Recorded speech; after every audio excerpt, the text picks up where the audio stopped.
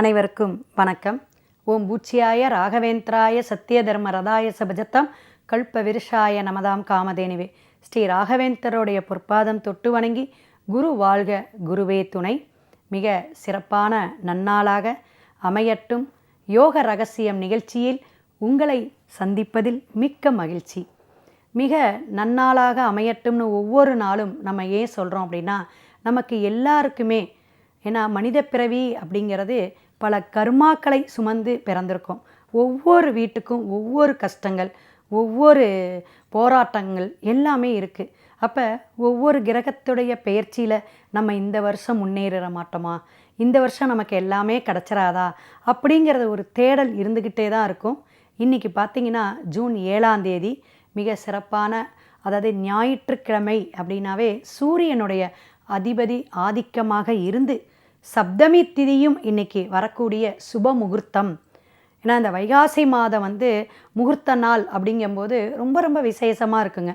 நிறைய புக் பண்ணிடுறாங்க. இப்போ 4 மாதம் 3 மாதத்துக்கு முன்னாடியே கல்யாணத்துக்கெல்லாம் புக் பண்ணி அந்தந்த மண்டபத்தை வச்சிடறோம்.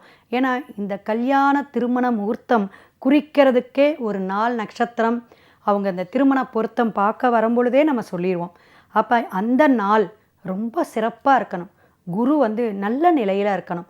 அவங்களுடைய ஜனன ஜாதகத்துக்கு கோச்சார குரு நல்ல அமைப்பில் இருந்தால் தான் அவங்களுடைய திருமண பந்தம் ரொம்ப அற்புதமாக இருக்கணும். அன்று நடக்கக்கூடிய நட்சத்திரப்படி, இப்போ சதய நட்சத்திரம் இன்றைக்கி போயிட்டுருக்கு. அப்போ இந்த சதய நட்சத்திரம் சந்திரன் எங்கே இருக்கிறாருங்க பார்த்திங்கன்னா கும்பத்தில் இருப்பார். அப்போ அந்த சந்திரனுக்கு குரு பகவான் எங்கே இருக்கிறார், இப்போ பார்த்திங்கன்னா சிறப்பாக இருக்காரா அப்படின்னா 6ஆம் பாவகத்தில் இருப்பார். ஜனன ஜாதகத்தில் இருக்கக்கூடிய குரு இந்த கடகக்குருவுக்கு எப்படி இருக்குது, இவங்களுக்கு திருமண பந்தம் ஆண் பெண் இருவருடைய ஜாதகத்திலையும் சரியாக இருக்கா, இதெல்லாம் நம்ம அனலைஸ் பண்ணணும். இது ஒரு பக்கம் இருந்தாலும் இந்த தேய்பிறை வளர்பிறை இந்த மாதிரி அமைப்பில் நமக்கு இந்த சுபமுகூர்த்தம் செட் ஆகுமா, இதுவும் ஒரு விஷயம். லக்னம் அப்படிங்கிறதும் ராசி அப்படிங்கிறது எப்படின்னா 6, 8 அப்படிங்கக்கூடிய அமைப்பில் இந்த கட்ட பொருத்தம் கிரக முன்னாடி உள்ளார இது இருக்கிறதெல்லாம் பார்க்கணும். நம்ம என்ன செய்வோம், ஒரு புத்தகத்தை வாங்குவோம் அல்லது நெட்டில் பார்த்துட்டு 10 பொருத்தத்துக்கு இருக்குங்க, 9 பொருத்தம் இருக்குது, சூப்பர், இந்த ராசிக்கு இந்த நட்சத்திரத்துக்கு ஓகே அப்படின்றோம். அது தவறான விஷயம். நான் மட்டும் ஜோதிடர் இல்லை, உலகத்தில் இந்த தமிழ்நாட்டில் 1000 ஜோதிடர் இருக்காங்க. 4 பேர் 5 பேர்த்திட்டையாவது தயவு செய்து பொருத்தத்தை பாருங்கள். இந்த பொருத்தம் பார்க்காதனால தான் நிறைய பிரச்சனைகள் இருக்குது.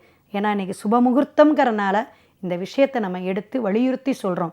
அப்போ இந்த திருமண பந்தமே நமக்கு நல்ல ஒரு யோகத்தை கொடுக்கும். ஏன்னா ஒரு மருமகள் வரா, ஒரு மனைவி அமையறாங்க, ஒரு மருமகன் வராங்க அப்படின்னா அந்த இல்லத்தில் ஒரு யோகத்தை கொடுக்கணும். ஒரு வீடு யோகமாக இருக்கலாம், அல்லது தொழில் விருத்தியை கொடுக்கலாம், நல்ல ஒரு ஆண் வாரிசு பிறக்கலாம். இதெல்லாம் நம்மளுடைய அன்றாட தேவையில் ஒரு அத்தியாவசியமான ஒரு விஷயம் தானேங்க. இதுக்காக தானே இந்த ஜென்மாவை எடுத்து நம்ம வாழறோம். ஸோ எல்லாருக்குமே நல்லதை நினைப்போம், நல்லபடியாக வாழ்வோம். நாளை சந்திப்போம்.